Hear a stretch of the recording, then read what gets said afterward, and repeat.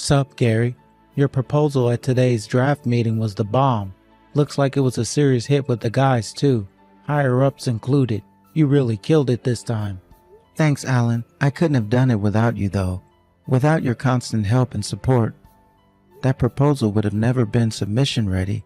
I seriously doubt I could have done all of this on my own. Don't give me too much credit. All I did was get some documents together. But I'm not kidding, Gary. That thing was genuinely impressive. If all goes well here, our company revenues are going to the moon. All the department heads and even the CEO was surprised. Have you been planning this thing for a long time? It looked like months of preparation went into it. Well, I came up with the rough idea for a pretty long time ago, but I kind of felt like it sucked, so I just sat on it for ages. I guess you can call it a lack of confidence. Without you finding all those documents and encouraging me to go the distance with it, it probably would have stayed that way forever. Your talent are wasted on you, my dude. I wish I had brains to come up with ideas like that. Quit it, bro. It was just a fluke, I swear. Besides, I could never pull in better sales numbers than you. You're a beast when it comes to shifting merch. That's why I was so surprised when you did so much to help me. I figured you'd be so busy with things on your end that you might not have the time to get what I needed. I was so happy when you did, and like I said, it saved my ass in terms of actually being able to get everything together in time. Thanks, Alan. Quit it. You're embarrassing me now. Anyway, enough with the chit-chat. Let's get down to the important stuff. What do you say we go and get some celebratory beers this weekend? Or more specifically, a pre-promotion celebration? I guess your plan for today are to get home quickly and share the good news with your wife. Yep, pretty much. What's up, bud? You seem kinda deflated. Aren't you looking forward to telling your wife? No, I am looking forward to it. She'll probably be pleased.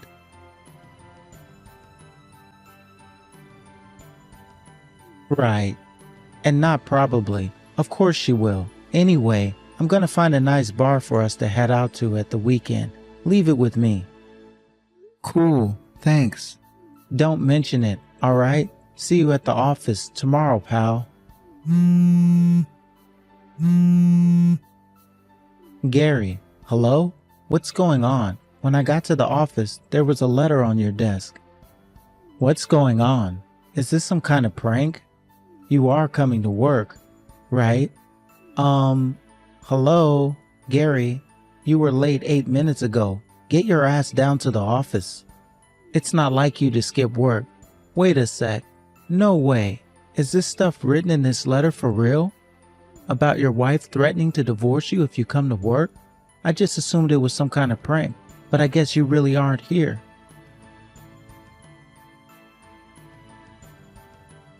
Hello? You're worrying me now, buddy. Can you see my messages? Is something wrong? Respond when you see these messages. Is this Alan? It's Gary's wife. There's something I need to talk to you about, Alan. Gary's wife? It looks like he didn't show up to work today. Did something happen? Yes, that's what I was hoping to talk to you about. I need to ask a favor of you. You'll find his letter of resignation on his desk. Would you mind taking it out and handing it in to the appropriate person? The appropriate person? I'm not sure exactly who that is in this situation. Do you mean the president? Yes, my husband's going through some mental health issues at the moment, and he's far too anxious to be at work. So please, Alan, we're counting on you. Whoa, hang on a sec, would you? How could you expect me to hand in Gary's resignation to the company president without even hearing from the man himself, whether that's actually what he wants? This is a big decision, and it's not something that can easily be undone if I do it. Are you really Gary's wife? Yes, I am. Can't you read or something? That's what I just told you, isn't it? Sure, but with all due respect, I'd just be taking your word for it. That's not enough for me to make a judgment on this. Besides, why does Gary want to resign in the first place? Things were going so well for him here. He wants to resign because he doesn't want to carry on working there, obviously. That is generally what resignation means, you know. After all, your company is full of brain-dead morons, isn't it? The only reason I'm able to message you now is because Gary gave me your number. How else would I have gotten it? Would that not have been obvious to you if I didn't say it? Thanks for proving my previous statement about the average IQ at your office. Even still, I can't go ahead with something so major based on a sudden bunch of messages from someone I've never met. I don't care what you say. You can be as rude, arrogant, disdainful towards me and the people at this company as long as you like, but I won't be handing in Gary's resignation on his behalf. If he wants it handed in so bad, tell him he needs to come in and do it himself. Goodness me, just how much of a brain-dead moron are you, Alan? It's precisely because he can't do that we're messaging you, Einstein. My patience is wearing thin with you now. Will you hurry up and do as you're told before you and me have a falling out? Why can't he do it himself? At the very least, he must have came into the office first thing this morning before anyone else, right?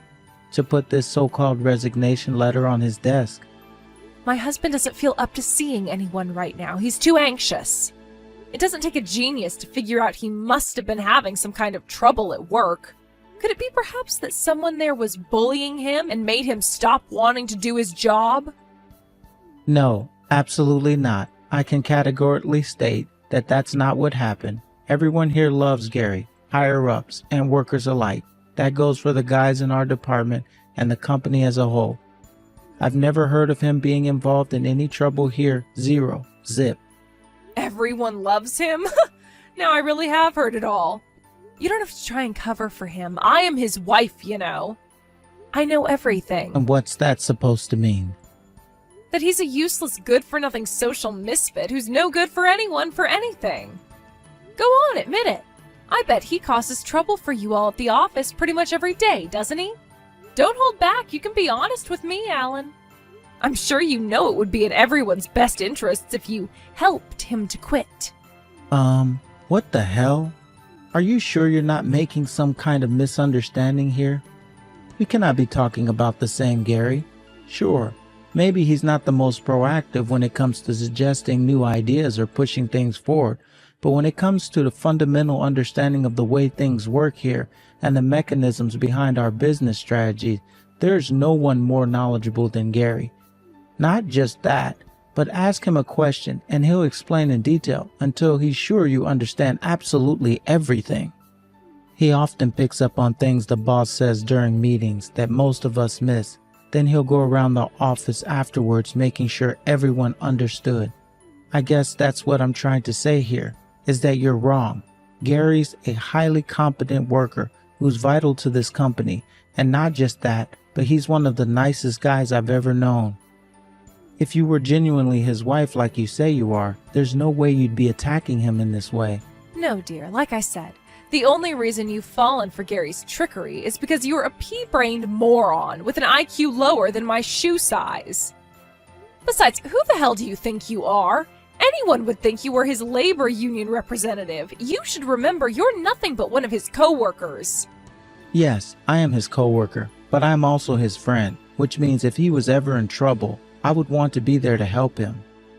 There's no way I'm handing in this letter of resignation based on the dubious claims of a complete stranger who messaged me out of the blue, slandering and denigrating him. You really are a grade A hypocrite. What's the weather like up there on your high horse, Mr. Perfect? Would you like a sainthood? Should I start calling you Jesus? Do you have any idea how much my husband slacks off at home? Huh?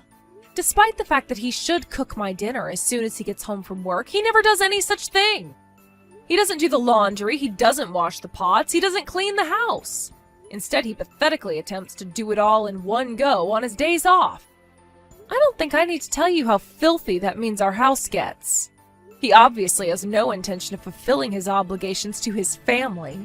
Hang on a second. If my memory serves me correctly, I'm pretty sure I remember Gary telling me his wife was a stay-at-home housewife a little while back. Do you have a job? No. Huh? I despise the notion that it's a woman's job to do the housework.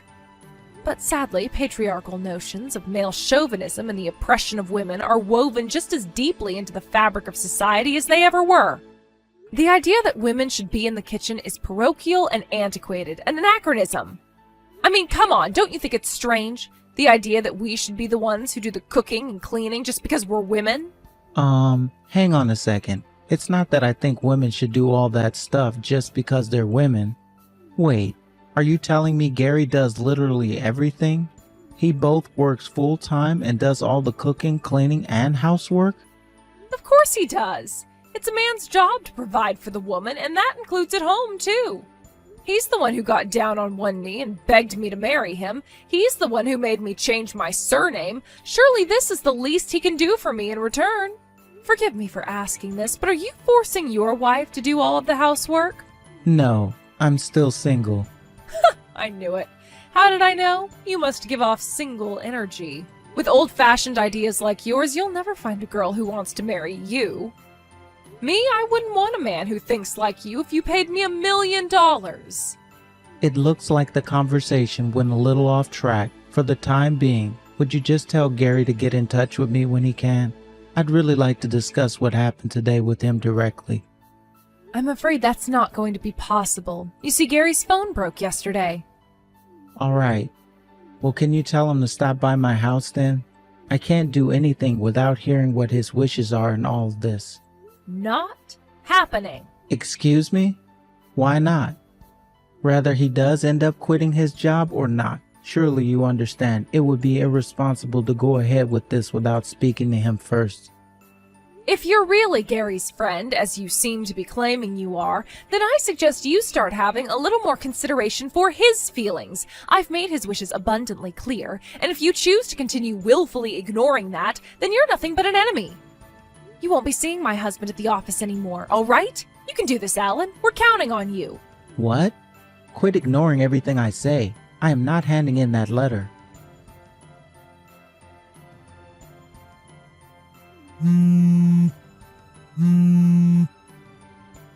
Did you just block me? What the hell?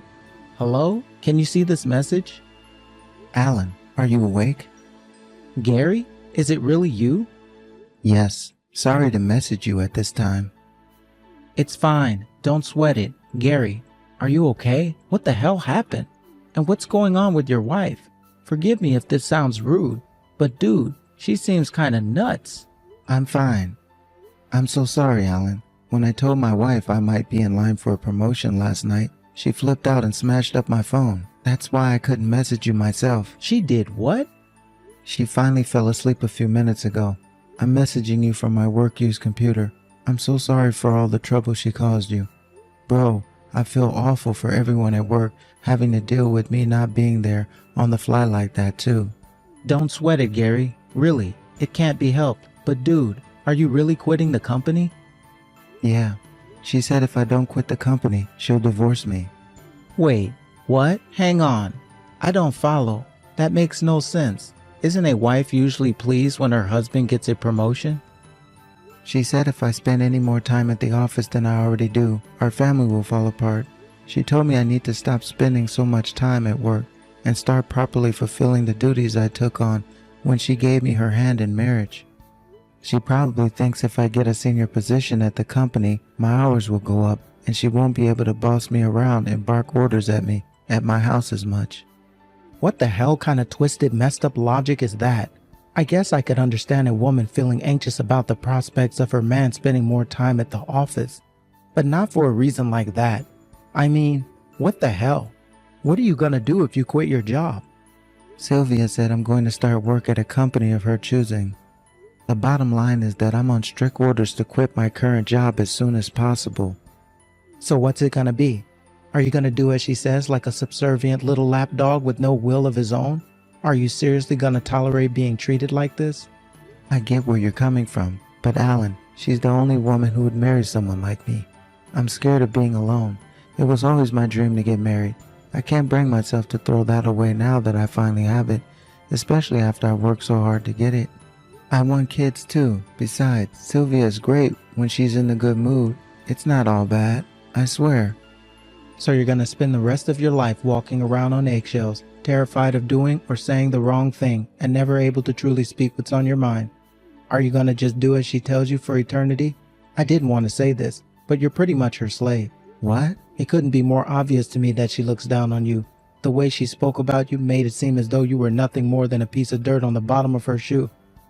Like you were her plaything, to be tossed around, controlled, and manipulated as she sees fit. There's no way she treats you with respect and decency at home. I just know it. Go on, tell me. I'm right, aren't I? Well, I guess you are, but I only have myself to blame. It's because I'm not working hard enough. Even though you work full-time and do all the cooking, cleaning, laundry, and housework entirely on your own, what exactly it would take for your effort to be enough? What more could you possibly do? I'm single, so it's not like I can claim to be an expert on any of this, but I do know that marriage isn't about one side bearing all the burdens on their own. It's supposed to be a team effort, Gary. What happened to caring for each other? What happened to respecting and being considerate towards each other? Surely that's what married life you imagined for yourself looked like, 'cause I know for sure it didn't look like the one you're living. Tell me, Gary, are you happy?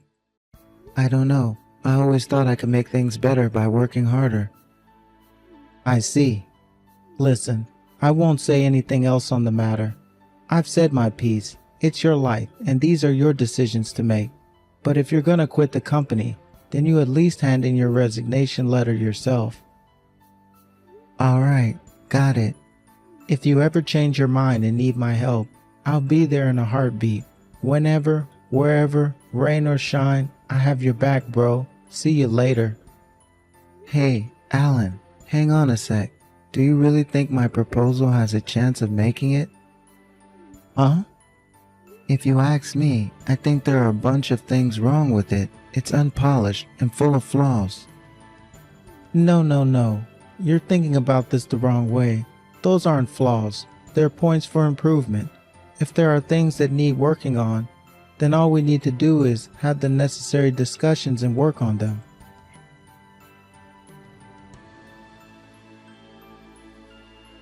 Anyway, weren't you about to quit the company 5 seconds ago? Hey, I guess I was. You're right. I was. God damn it. I don't want to quit. Alan, that's it. I've made my decision. Your decision? What are you gonna do? I'm sorry to have to ask you this, but will you help me?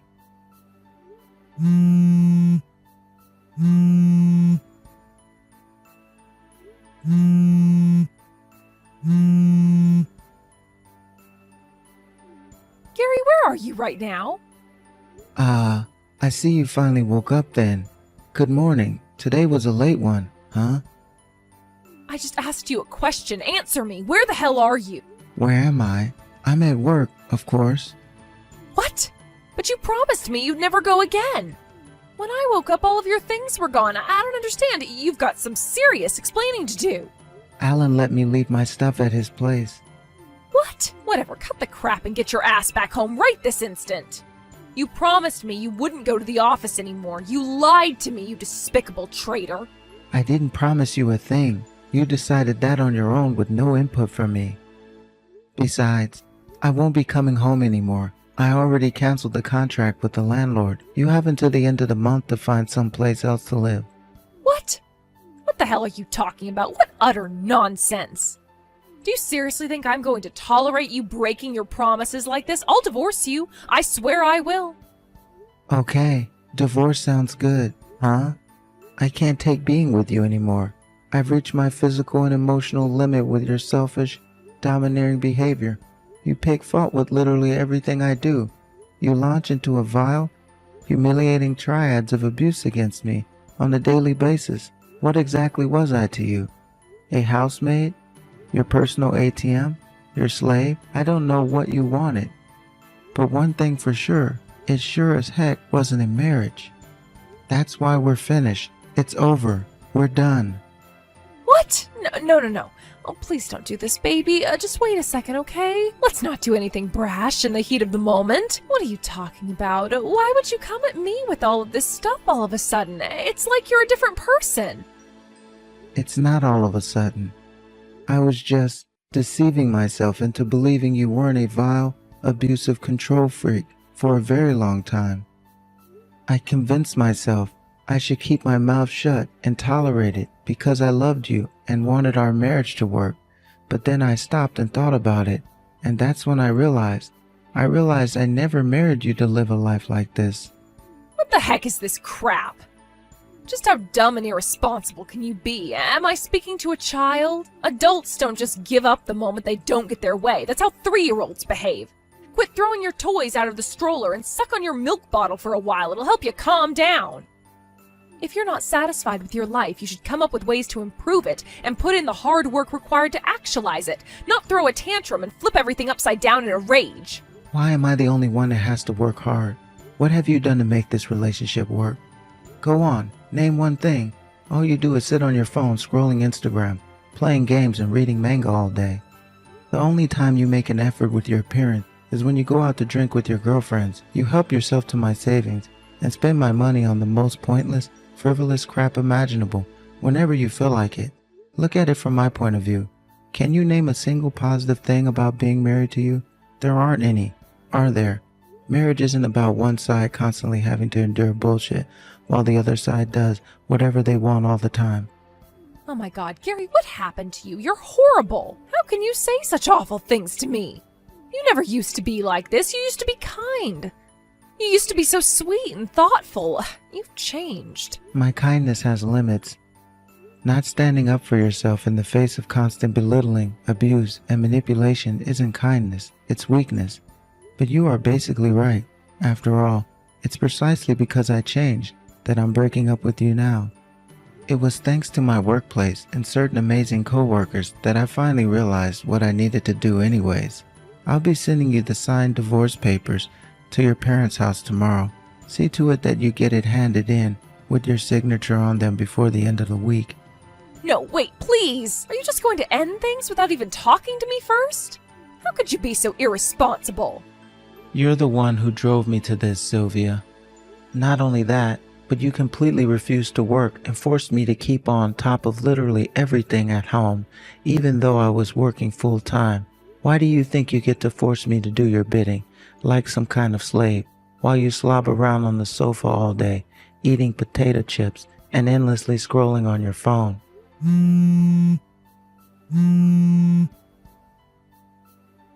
Gary, please, I admit I was in the wrong. Please, will you forgive me? I swear I'll start doing the housework from now on, all of it. You'll never have to wash another plate again for as long as you live. Please, just rethink the divorce. You can even carry on at your job, too. How does that sound? Please, Gary, you're all I have. I can change. I swear I'll work hard. I swear. Your change means nothing to me because it doesn't come from a place of genuineness. You're only saying this because you realize I'm sick of you and I want you out of my life. Besides, I know about all your secret meetups with the guys from the dating apps. What? I've been burying my head in the sand and pretending it wasn't happening for a long time, but not anymore. It all ends here. Oh, and I'll be filing for as much compensation from you as I possibly can. Good luck. Wait, what the hell? No way, this has to be a joke. I don't have any money. Not my problem. How about you sell all your branded bags and fashion accessories you bought with my money? That should help you get started. I mean, it's not even gonna come close to covering everything you owe me. But you did just say you're gonna start working hard from now on. With all the compensation you're about to owe me, you'll have the perfect chance to prove you actually mean it. HQ, barging past security and kicking down the door of an empty meeting room in a desperate bid to find her husband. Naturally, security weren't gonna let that slide. Within less than 30 seconds, she was in a chokehold on the floor and the cops were on their way. Even after being let out of bail, she kept on showing up outside the office every day. She soon stopped showing up once the boss stormed outside in a rage and yelled in her face at the top of his lungs how much money she owed him for the door she kicked down. Gary's divorce went by without a hitch thanks to all the proof he had of his wife's cheating, not to mention the mountain of chat logs demonstrating what an abusive control freak she was. In the end, Sylvia was ordered to pay him a hefty sum in compensation. Gary tells me that these days she's working as a cleaner while living at her parents' place under the strict supervision of her father, who used to be a military commander and is known for his strict temperament and harsh discipline. Her days now consist of working 14-hour shifts to come up with the monstrous amount of compensation she owed her ex-husband. Now that it's behind him, Gary can finally laugh about the whole ordeal.